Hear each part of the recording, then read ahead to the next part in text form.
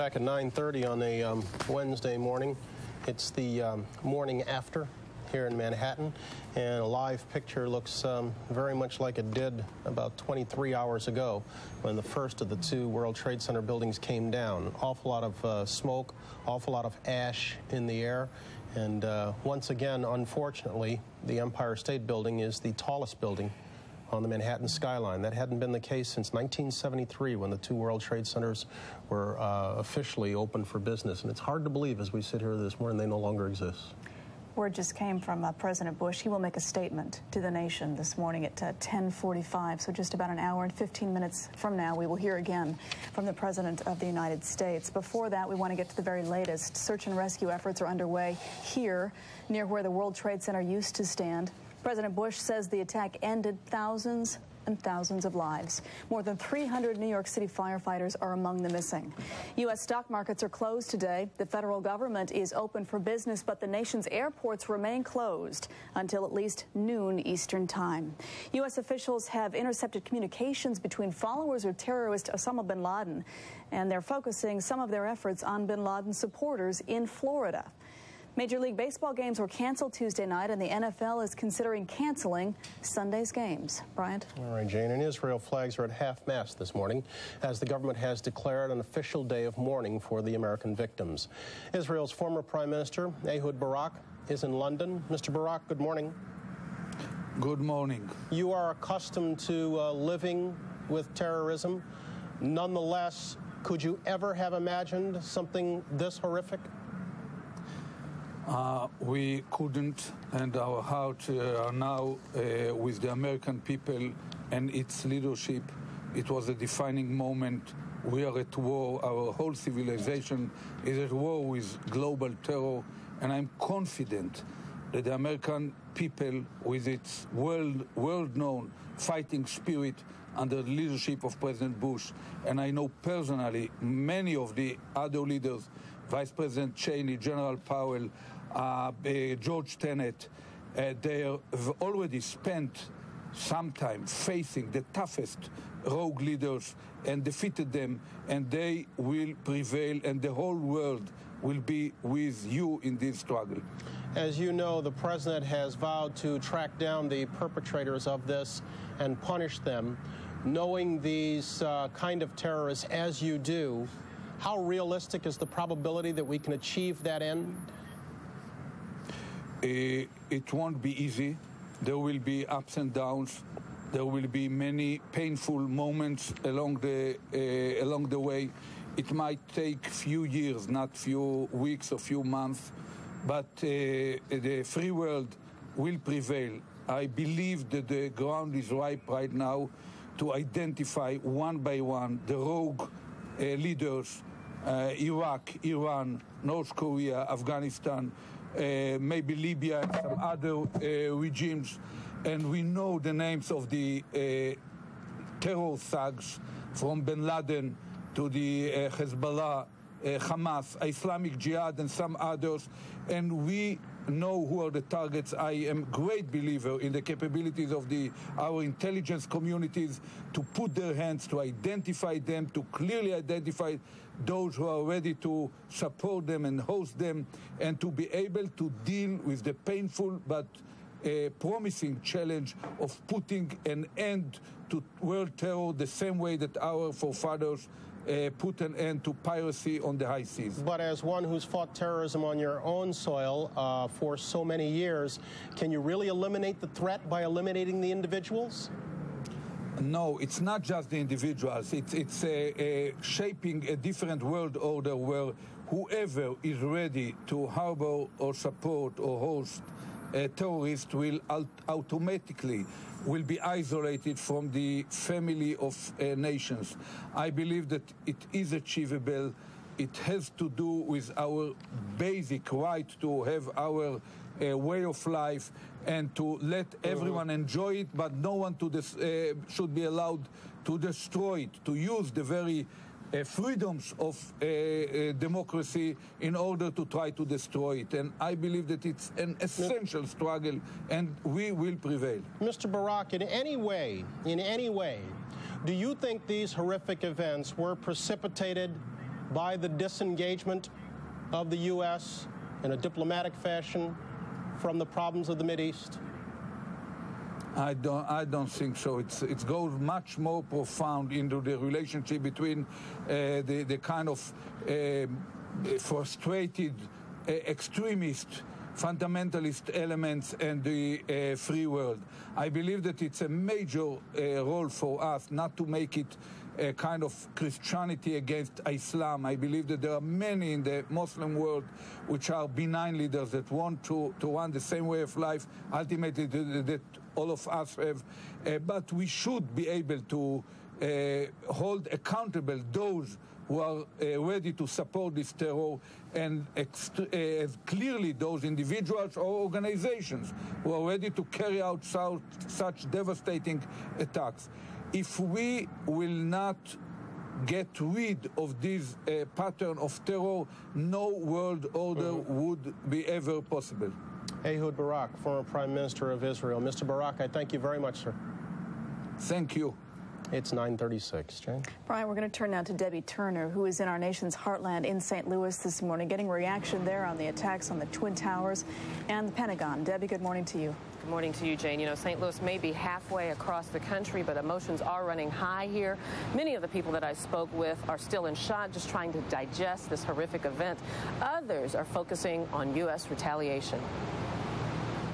What is our government doing about this? Why didn't they know about this? We need a very tough response, like level it wherever they are. I think we're Americans, and I think that I hope that President Bush has steel in his backbone like Truman, and that it's a new day. I don't even know who to be angry with right now, is I think the worst part. I can't even wrap my mind around it. In a rare move, the city's 123-year-old newspaper put out an extra edition detailing the East Coast attacks. But by rush hour, many St. Louisans had already headed home. Others, feeling helpless by being so far away, headed to the blood banks. Our entire staff just felt the need to do something, and being so far removed from New York, this was the next best thing that we could think of if we couldn't physically be there to help and assist. Just found out my family in New York was okay and figured I should come over here and try and do something to help the people that were in trouble. We live in an area that is very, very altruistic, and I'm amazed at the giving hearts of the people of St. Louis and the Missouri-Illinois region. Together. On Tuesday evening, St. Louis Archbishop Justin Regali led approximately 500 people in what's being called a Mass for Justice and Peace. The iniquity, the evil that we have witnessed today is a deep, deep darkness. The only panic here was at the pumps, where rumors about a hike in gas prices had people already sitting in long lines. My dad left me a voicemail, my answering machine, just saying that he heard the price of gas might be going up. My mother told me that the gas prices were going up to $5 a gallon. Certainly, $5 is an exaggeration. In fact, when I was driving in town this morning, I didn't see any changes in gas prices. And by the way, the PGA Tour is in town, was slated to begin with practice rounds today. They have been delayed until tomorrow. 36 holes of golf will be played on Friday, and then the normal scheduled rounds on Saturday and Sunday. Of course, this tournament includes Tiger Woods. Many of the players, however, have not reached St. Louis at this time. Jane? Debbie, what's the impact on the federal buildings there where you are? Same as everywhere else? Are they closed? Yes. We have the federal building, which is brand new. It is still closed. Of course, it closed immediately yesterday. It's, as a matter of fact, barricaded. All the other buildings, the state buildings, schools, are all open. Downtown, people are milling. They're going back to lives as normal as best we can. Debbie Turner in St. Louis. Debbie, thank you. All right, thanks, Jane. Let's turn now to Daniel Rosen, who was in his 6th floor living room apartment when he saw the plane crash into the World Trade Center some 7 blocks away. Mr. Rosen, good morning. Good morning. And also, Michelle Kushner, you were attending a business meeting on the 62nd floor of the World Trade Center when the first plane crashed. Yes. Thanks, both of you, for being here. Let me start with you, Michelle. When that plane hit the building, what did you think had happened? I was in the 2nd World Trade, and at first we didn't know what had happened. The lights flickered, the building shook, and someone on the other side of the floor told everyone to get out of the building. So we all ran to the stairwell, started going down the stairs. We heard announcements saying we were in the secure building and that everything was okay. By the time we got down to the 11th floor, the building shook again and the lights dimmed and no one knew what was going on. So we all finally got out the 4th floor landing, and all we saw was debris falling, and then we knew there was a fire of some sort. We heard this morning that there was such chaos coming out of that building, that people were trampled in the stairwells, just trying to get out, trying to save their lives. In our stairway, it really wasn't that bad. Everyone was helping each other out. The Morgan Stanley employees were just being so helpful to everyone. Daniel, what did you see across the way? Well, it was around 8:45. I was in my room, and I heard the plane pass by, and it sounded like a missile. And then when the explosion happened, we ran to our living room because we have this panoramic view of the World Trade Center and the whole area. And then it was this huge fireball and this huge gaping hole. And we also have access to the roof.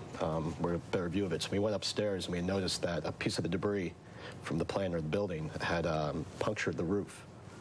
And then that's when the second plane hit.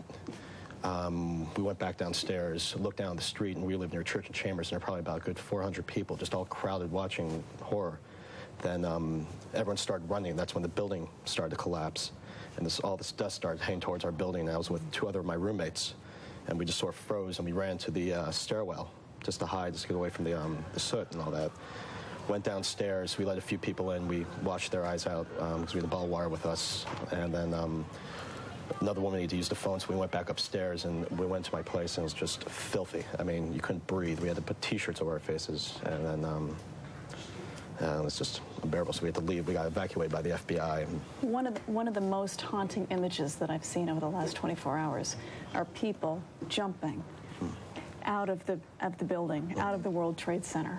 Did you know that was happening? Could you tell that the situation? I didn't see any injuries. I didn't see people falling out of the windows. We just got out and we ran, and I didn't see anything.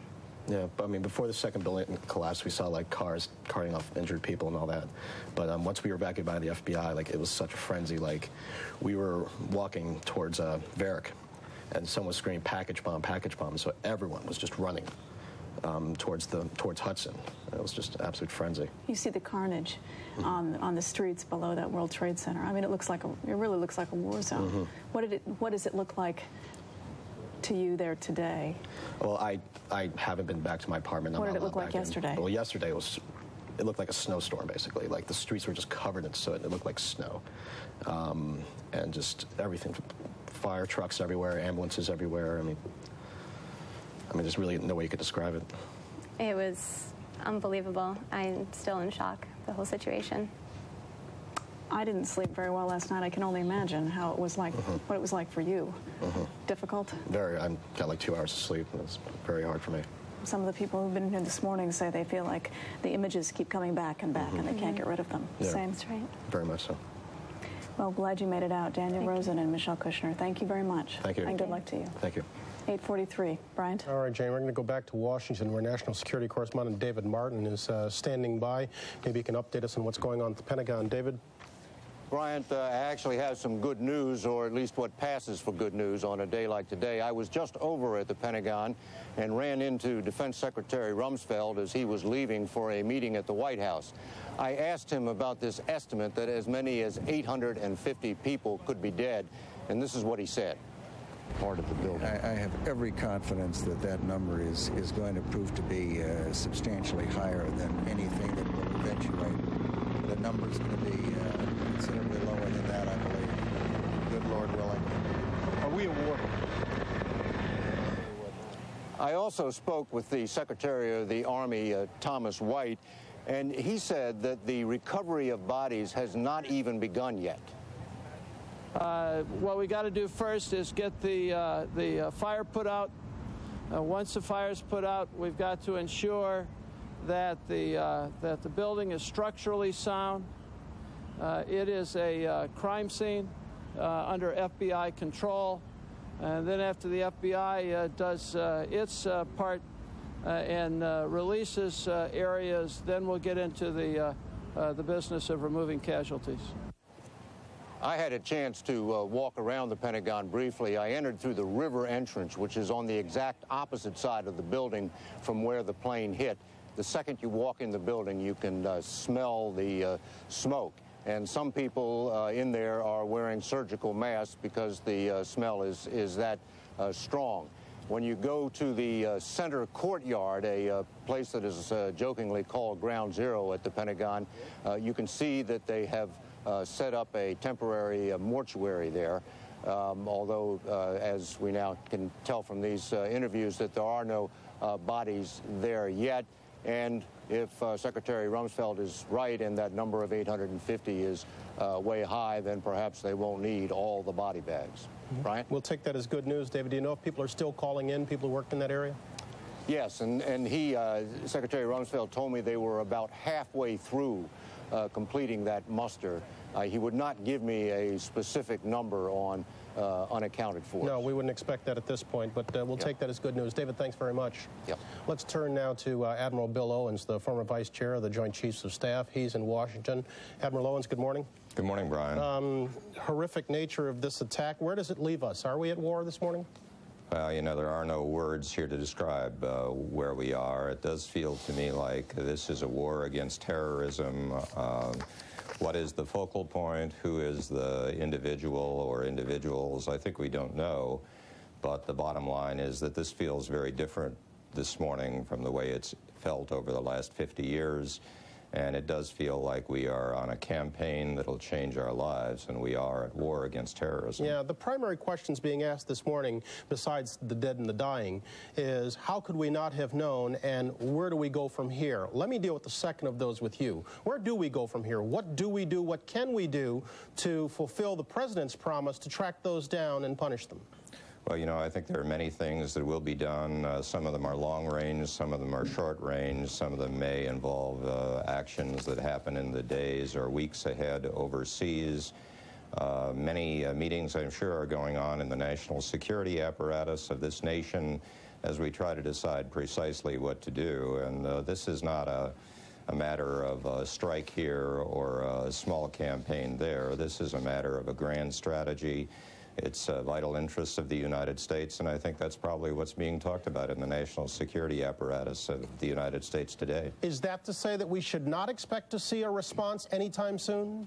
Well, I don't think we can rule out a response anytime soon, but indeed we may not know precisely where to strike or what to strike or who to strike and in what nations. The comfort that this is an administration with political will to take whatever action seems to be growing as we all respond to the president's words last night. And I think that there are adequate military forces in any region of the world to take necessary action as determined by the president and the national security staff. But if, in fact, the perpetrators are, as the trails seem to be leading, in Afghanistan, is that realistic that we could go in there and do what's necessary to take them out without enduring considerable casualties? Well, you know, Brian, I think that it's too early to really judge who the perpetrators are. If the issue is Osama bin Laden, we have a lot of evidence on him already. We have the bombings of the embassies in Tanzania and in Kenya. We have the coal. There's lots of reasons why Osama bin Laden has already proven himself a very bad guy. Well, that's fine, but could we get to him in a landlocked country of such rugged terrain? You know, the United States military has prided itself over many years of being out there engaged in the world, and we have many forces in that region of the world. So that is a very difficult terrain. We found that with the Russians' experience in Afghanistan. We do have an ability to go there and do a whole variety of things, ranging from strikes to the use of all of the forces from our Army, Navy, Air Force, and Marines. But I think it's too early to conjecture what we might do. We're capable of doing a lot. We're reaching out. We're capable of reaching out and touching someone almost anywhere in this world. And terrorists and all who harbor them need to be aware that we can reach out and touch them, and I'm sure the emphasis is to try to find them and do precisely the right thing as we view it from the national security apparatus here in Washington today. All right. Admiral Bill Owens, thank you very much, sir. Appreciate it. Thank you, Brian. All righty. Ray Kelly was New York City Police Commissioner when the World Trade Center was bombed in 1993. He's a security expert now, working for Bear Stearns. And good morning. Good morning, Brian. Commissioner Kelly. In all of your studies that you had done in the World Trade Center, did you ever imagine those buildings could be brought down in the fashion they were in just, what are we talking, an hour and a half?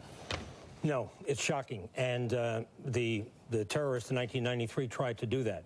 They wanted to collapse one building into the other. Obviously, that didn't occur.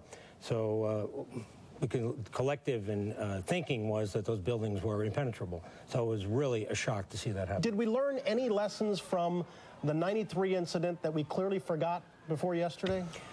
Oh, I think so. I think security was heightened dramatically right after the 1993 bombing, and then it dissipated fairly quickly. Say a month after that, things were pretty much back to normal. Complacency had returned. Complacency, and that's kind of the American way, if you will. We're aggressive people. We want to get back to normal. I think the airline security issue is something that clearly we've become complacent with. We've seen that. In the 70s, we had sky marshals. We had law enforcement people manning those security points. Now we don't have that. We have people who try to do their best, but clearly they're not professional law enforcement. Be able to breach the security at the airports for 4 hijacks is very disturbing. You're a security expert. Are you shocked we didn't know, that didn't have any hint that this was coming? I think some very direct questions have to be asked of the intelligence community. We spend a lot of money on intelligence. This is a very complex, sophisticated operation that had to be planned for an extended period of time. Why didn't we know something? I think these are the questions that Congress is going to ask. Do you think we're too reliant on technological expertise, on the bigger picture of being able to tell when a nuke is being moved and not being able to tell when people are knocking at the door? Probably. This is an ongoing debate, has been a debate in the intelligence community. Lots of people think we don't have enough human intelligence, that we put all our eggs in the technological basket. We don't have people on the ground. We rely on surrogates in many instances. We rely on the Israelis, for instance, to get us intelligence. But I think there is this thinking that we have too much reliance on listening posts, and we do that very well. The NSA is the best entity in the world at doing that, for instance, the National Security Administration. But yeah, I think these debates will all resurface. Let's talk a little bit. I was talking with James Kallstrom earlier about the evacuation plans that were in place at the World Trade Center and their level of sophistication. Right now, we don't have a handle on how many people were still in that building. Knowing the buildings as you do, and knowing how the difficulties involved in evacuating them in '93, how long would it take to effectively evacuate either one of these towers? 2 hours. And I think that obviously was part of the problem. There were lots of traffic jams on the stairways in 1993. People were in the building hours longer than that. Some of them were trapped in elevators. But effectively, it took 2 hours to get people from the highest levels down onto the street. 2 hours. And by my math, one of the 2 World Trade Center came down 47 minutes afterwards. 1 World Trade Center came down about 90 minutes afterwards. Yeah. So clearly that's an issue. So to your mind, if I'm pushing you to the wall and saying, what kind of casualties are we looking at? They're massive casualties, no question about it. Define massive for me. What are we talking? Are we talking 5,000? Are we talking tens of thousands? Are we talking 5 figures? You know, there are variables here. It was fairly early in the day. People did get out. It was relatively high in the buildings where the airplane struck, so people, started to leave right away. I would say, again, at least 2,000. Is it over? We don't know. We don't know. What do you think? It's so hard to say. We have to do a tremendous, intense investigation. It started already, of course. We've got to use all the resources we can to track this down. I don't think we can say it's over or not. We're vulnerable. We're vulnerable as a free and open society, no question about it. All right. Ray Kelly, it's good seeing you again. Good to see you. Thank you very much. Thank you. All righty, we're coming up on 9:55. Still much more to come, including the President of the United States will be going on the air. We'll have it when we come back and continue our coverage right after this.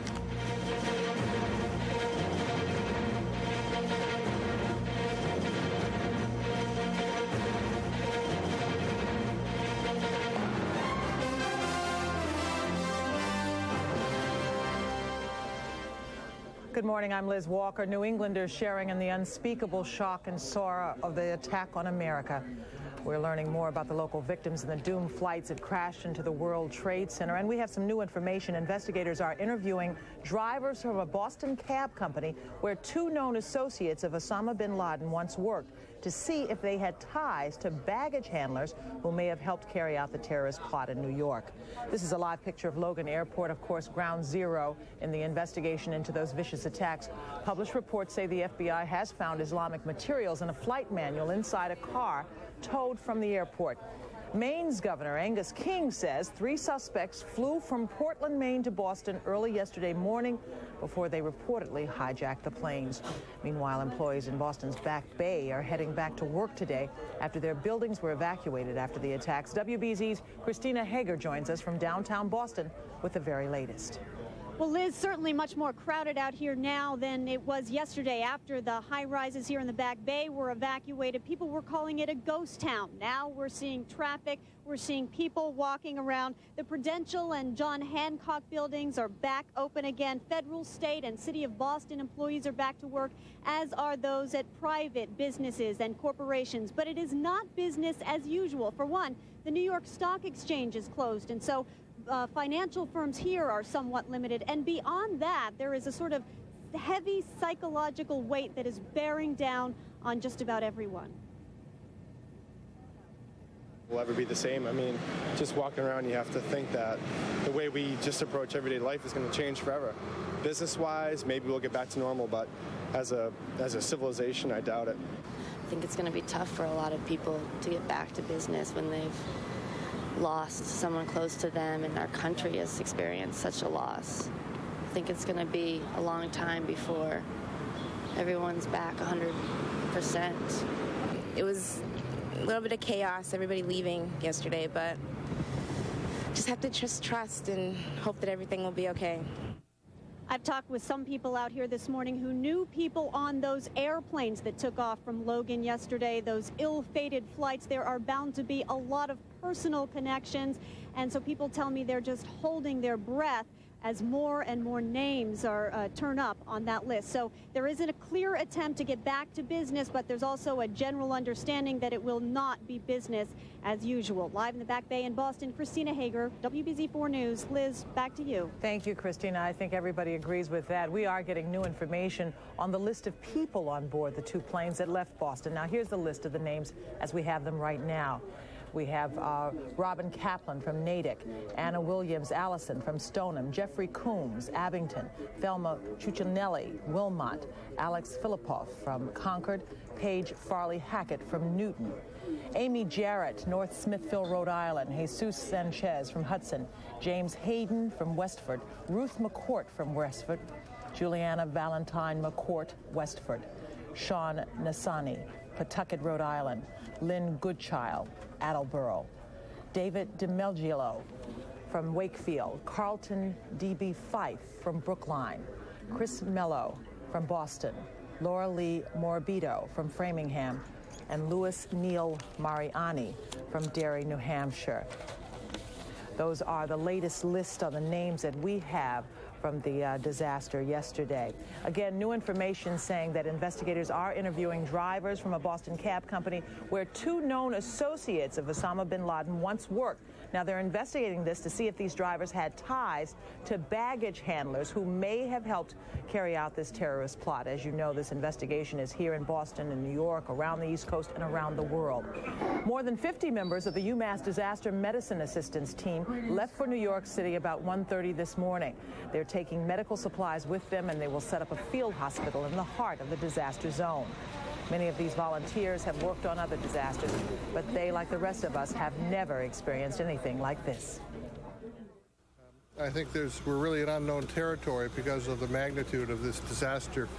We aren't really sure what the medical needs will be of these people. This is like a major earthquake occurring in a very populated part of our country. The field hospital can run for 3 days at a time. A second or third team may be sent out if they are needed. That is it for this update from the Boston part of this story. We're going to rejoin CBS for continuing information, and we'll be back on the other half of the hour.